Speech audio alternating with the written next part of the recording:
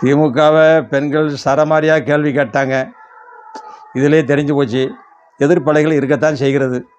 என்னதான் உரிமத்தொகை கொடுத்தாலும் அது காணாது, அவங்களுக்கு காணாதுன்னு தான் சொல்கிறாங்க. அப்படிதான் இருக்குது.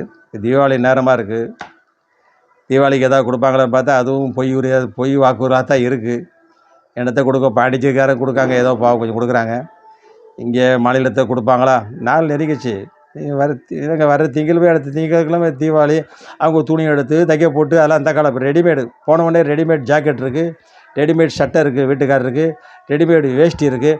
ஏற்கனவே போன விட பொங்கல் கொடுத்த வேஷ்டி கூட இருக்குது, அது கொடுத்தாமல் வச்சுருக்காங்க. தீபாவளிக்கு வேணும்னு சொல்லி சில பேர் வச்சுருக்காங்க.